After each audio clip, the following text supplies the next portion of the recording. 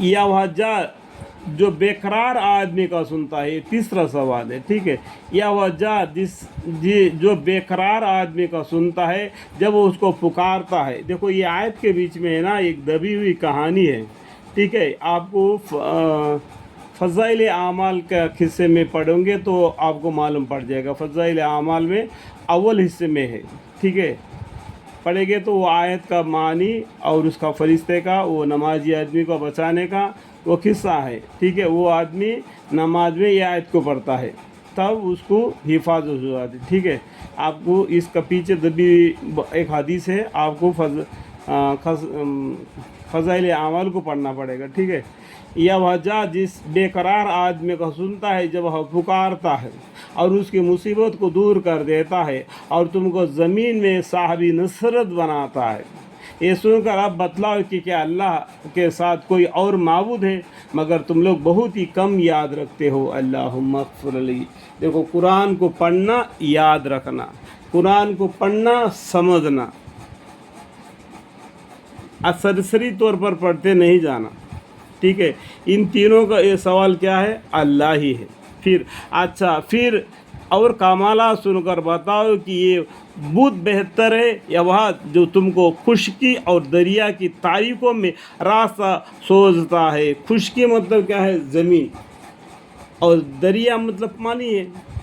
तो इसके अंदर जब हम रात को चलते हैं तो अल्लाह ताला दिल के अंदर एक वसवास डाल देता है, ये रास्ता सही है, ये रास्ता सही है। कि ये सितारों से भी हम रात में रास्ता ढूंढ सकते हैं। अंधारा हो जाता है ना, अल्लाह ताला, देखो अल्लाह ताला का करम कितना है, सितारों से भी हमको रोशनी देता है। चांद भी कुछ दिन के बाद बेनूर हो जाता है, फिर दिन के बाद रोज रौनक हो जाता है। तो उस टाइम पर हमको तारे हमको साथ देते हैं, ठीक है। वह जात जो तुमको खुशकी और दरिया की तारीख में रास्ता सुझाता है और जो कि हवाओं को बारिश से पहले भेजता है, जो बारिश की उम्मीद दिलाकर दिलों को खुश कर देती है।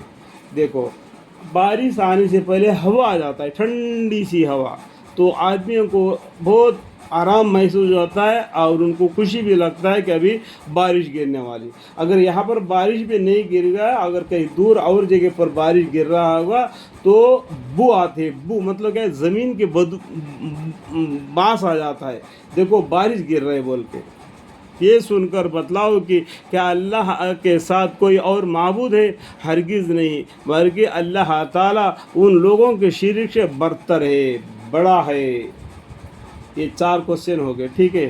फातिमा, या वह जो मखलूक को अव्वल बार पैदा करता है, जो कि मुसल्लम है, ये बराबर ही है कि अव्वल बार पैदा करता है। पहला अव्वल किससे पैदा किया? मिट्टी से, उसके बाद में नुतफ़ा से, फिर उसके बाद में दोबारा ज़िंदा करेगा। कब? मिट्टी में मिलने के बाद में, समझ में। फिर इसको दोबारा ज़िंदा कर देता है। यहाँ पर दोबारा बोल दिया। दोबारा का मतलब क्या है? 2 मरतबा। एक तो माँ का मरतबा मुर्दा था, बच्चे में कोई जान नहीं था, और वो 40 दिन में क्या किया? उसका बदन बनते चले गया। जब उसका बदन पूरा हो चुका, अल्लाह के हुक्म से उसके अंदर रूह डाल दिया गया, तो बच्चे के अंदर जान आ गई, तो पैर मारने लग गया, माँ को पेट का दर्द शुरू हो गया, वो फिर बच्चा बाहर आ जाता है। उस टाइम पर एक मरतबा जान डाल दिया, एक हो गया। दूसरा मरतबा वो मर गया, पहला माँ के पेट में भी मरा हुआ था, जान डाल के ज़िंदा कर दिया और दुनिया में लाया, फिर उसको मार दिया, ज़मीन मिलेगा, तो दोबारा उसको ज़िंदा करेगा। कब?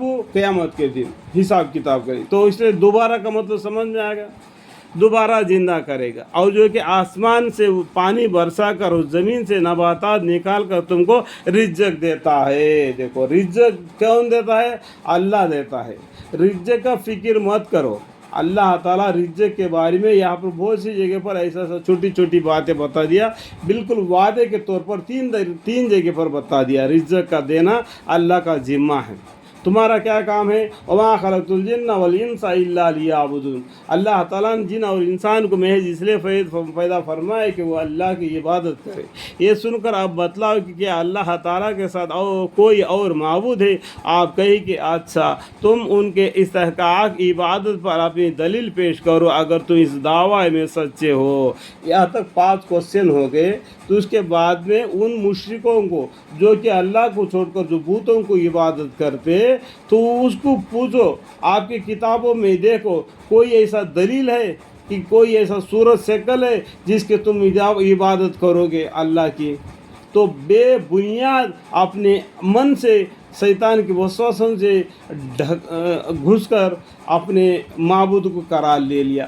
جیسا کہ موسیٰ علیہ السلام کے زمانے میں یہ کہ گوشالہ کو بنوا کے گائے کو عبادت کرتے تھے، گوشالہ سامری کر کے ایک قصہ ہے، ٹھیک ہے؟ تو وہ لوگ بھی اس طریقے سے گوشالہ میں پھنس گئے تھے۔ تو کیا وہ لوگ پھنس گئے تو ہم بھی پھنس جائیں گے؟